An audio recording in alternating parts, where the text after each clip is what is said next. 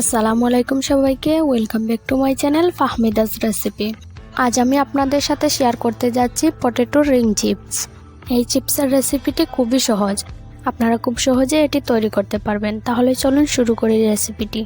আমি মিডিয়াম সাইজের 4-5টা আলু নিয়েছি, তারপর এগুলো সিদ্ধ করে নিয়েছি। আলুগুলো সিদ্ধ করে নিয়ে আমি আলুর খোসা ছাড়িয়ে নিয়েছি। এবার আমি সিদ্ধ করা আলুগুলো ভালো করে হাত দিয়ে মেখে নিচ্ছি, যাতে ছোট বড় কোনো টুকরো না থাকে। আলুর মধ্যে যদি ছোট ছোট টুকরো থাকে তাহলে কিন্তু রিং চিপস তৈরি করা যাবে না। আলুগুলো খুব সুন্দর করে ম্যাশ করে নিতে হবে।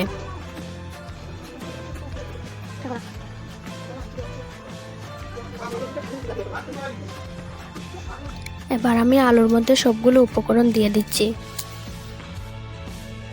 1 টেবিল চামচ হলুদ গুঁড়ো দিয়ে দিচ্ছি 1 টেবিল চামচ চাট মশলা, 1 টেবিল চামচ মরিচ গুঁড়ো এবং দিয়ে দিচ্ছি পরিমাণ মতো লবণ।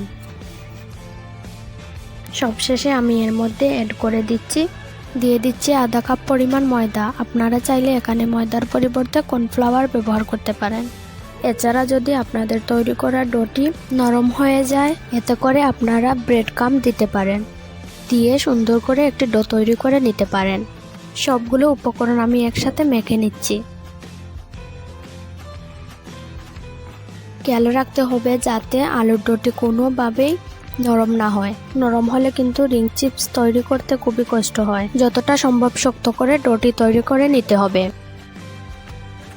আমার রিং চিপসের ডো তৈরি হয়ে গেছে। এবার আমি রিং চিপস তৈরি করব। সবগুলো ডো থেকে আমি অল্প পরিমাণ ডো নিয়ে নিচ্ছি। যে স্থানে আমি রিং চিপস তৈরি করব সেখানে আমি অল্প পরিমাণ তেল লাগিয়ে নেব। আমি হাতে তেল লাগিয়ে নিচ্ছি আমি যেখানে রিং চিপস তৈরি করব। এবার আমি আগে থেকেই অল্প পরিমাণ ডো নিয়ে রেখেছিলাম, সেগুলো নিয়ে নিচ্ছি। হাতের তালুর সাহায্যে আমি বড় করে রুটির মতো করে নিচ্ছি। আপনারা চাইলে বেলুন দিয়ে বেলে নিতে পারেন। আমি হাত দিয়ে করে নিচ্ছি।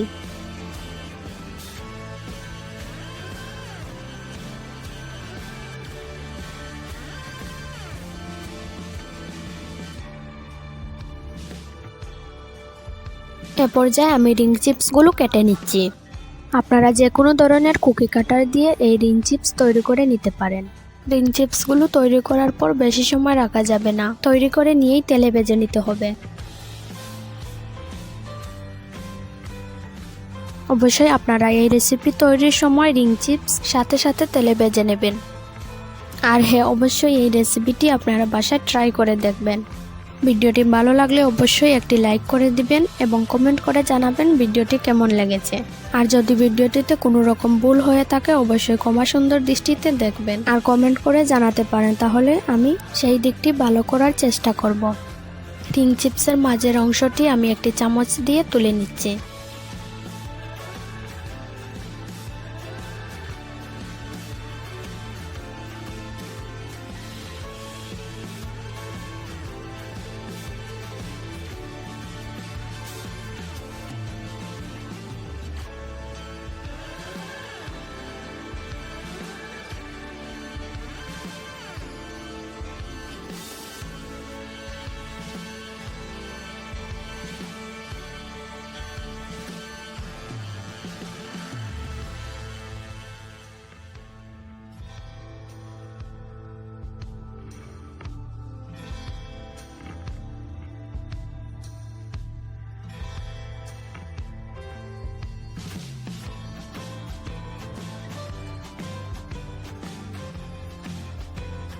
আমি আপনাদের দেখিয়ে দিচ্ছি রিং চিপসগুলো কেমন হয়েছে।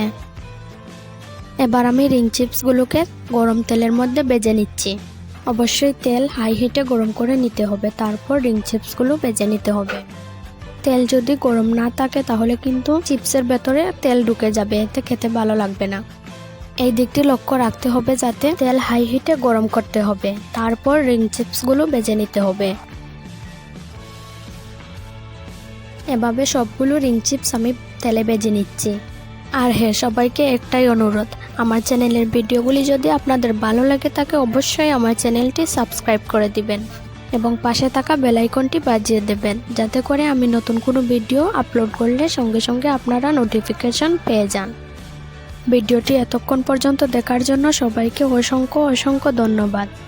সবাই ভালো থাকুন, সুস্থ থাকুন।